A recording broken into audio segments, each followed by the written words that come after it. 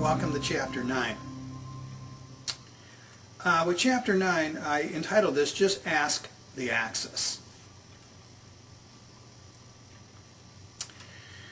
Now the reason why I said axis is, an axis, if you've ever seen a teeter-totter, you have a point in the middle, and that point in the middle is what the teeter-totter rotates on. You see it going like that all the time. Little teeter-totter going like this. The point that it rotates on, you could say, is the axis. All right? I want you to sort of remember that. Now, just ask the axis. Gives me a lever long enough and a fulcrum strong enough, and I will move the world, by Archimedes, around 298 BC to 212 BC. The organizing center of a fulcrum, or is the fulcrum, or the fulcrum itself, is the same as the vortices we discussed in this current work. Remember the occult axiom that all phenomena have their origins in vortices consciousness, even movement. Now what I'm trying to show you here is that a vortice, the fulcrum is what we call the part that the teeter-totter balances on, or the axis. That fulcrum never moves.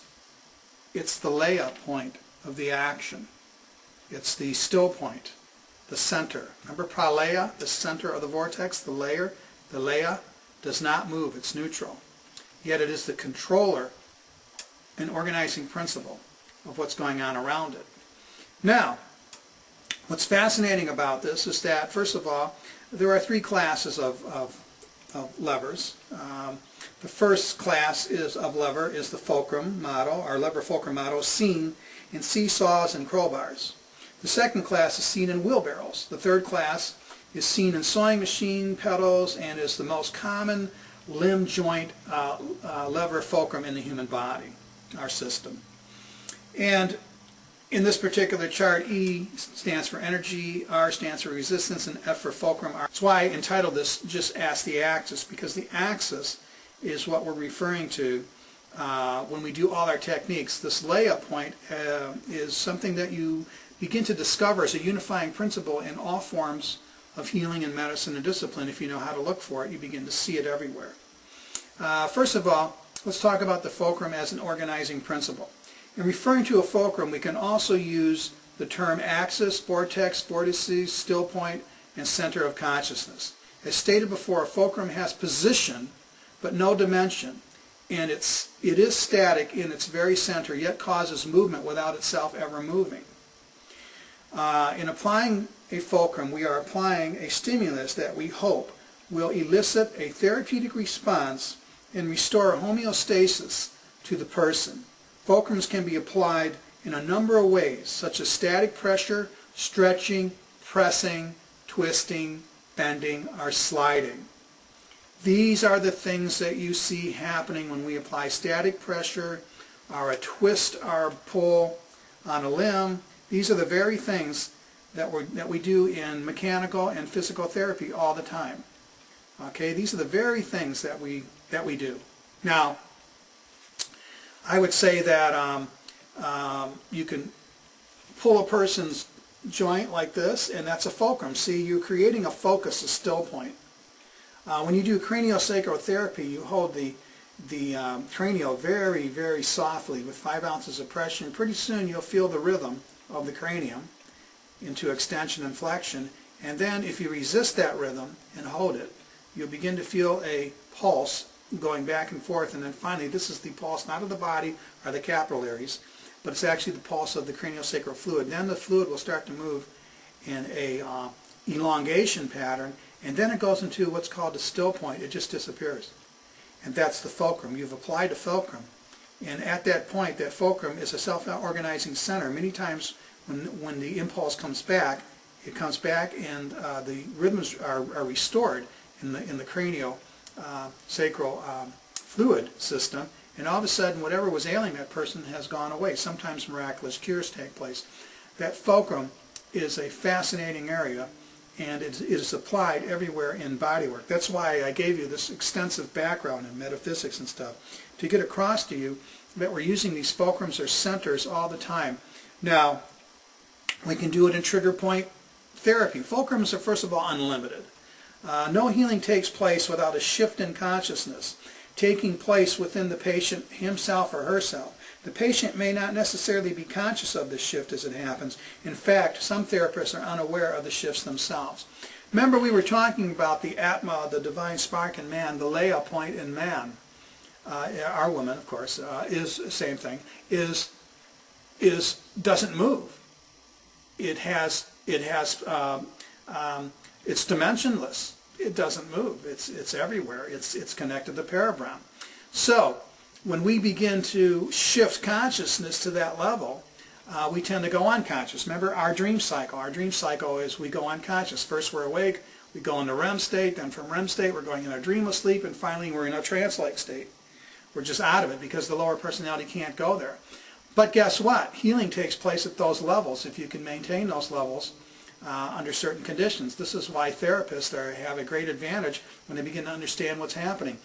When you apply a trigger point, you know that you're interfering with the neurological circuit that is controlling that trigger point and causing it to release that muscle. But you're applying a fulcrum. You're applying a fulcrum at the time, which is an organizing center, giving the body a chance to reorganize itself around that point or fulcrum. This is the universal that's in all body applications that I've ever come across.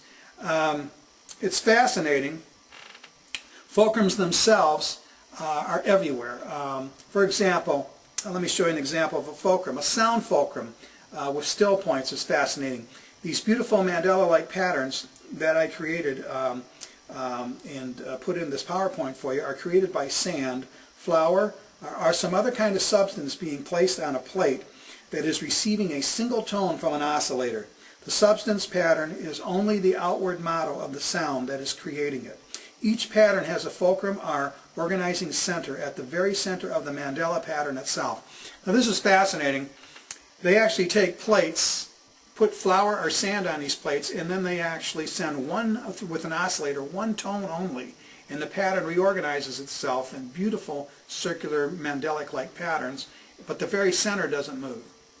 It's the organizing principle manifesting right there, like you're seeing sound represented in these sand and flower types of dances on there. And as they change the tone, it goes into chaos, and then it reorganizes into a new pattern, again with a vortex in the center.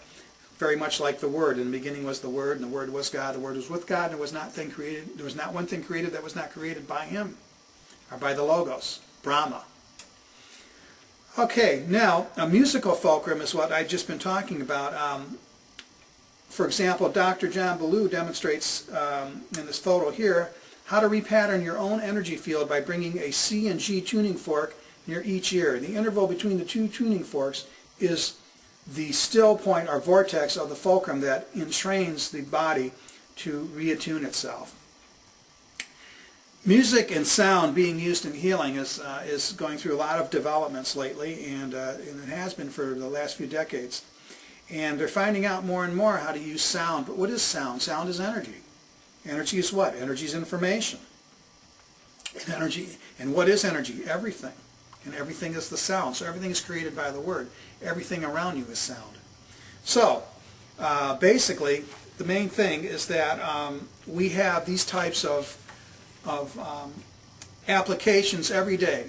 The main thing I want you to get out of this is that when we apply a fulcrum to somebody, when we take a limb and hold it, if you work on anybody for more than 5 or 10 minutes, by the 15 minutes, they're actually going into an altered state. You'll see that, especially if you do neuromuscular massage therapy, things like that. Not only do the endorphins release and all the biochemical things that we can measure from the endocrine system, but actually the person starts to go through consciousness shift. If you work on people, you do some of these techniques, craniosacral therapy, you do neuromuscular therapy, and then you do some of these other techniques, zero balancing, where you do a curve pull in order to siphon off that very intense energy going through the bones. You'll see the person's eyes close. You'll see them start to go into a shift, and you'll see rapid eye movement, rapid eye flutter. And you know they're shifting. And all you have to do as a therapist is hold the fulcrum to allow them to go through a consciousness shift. And this consciousness shifting allows them to bypass their defense mechanisms and transcend their karma, to actually allow them to receive a healing. See, the universe doesn't seek revenge, it seeks understanding and reconciliation. Well, basically, to sum it up, what I wanted you to get out of this particular area, or this particular part of this presentation, is that fulcrums, or vortices, are what we use in therapy as well as in physics and everywhere else in the world.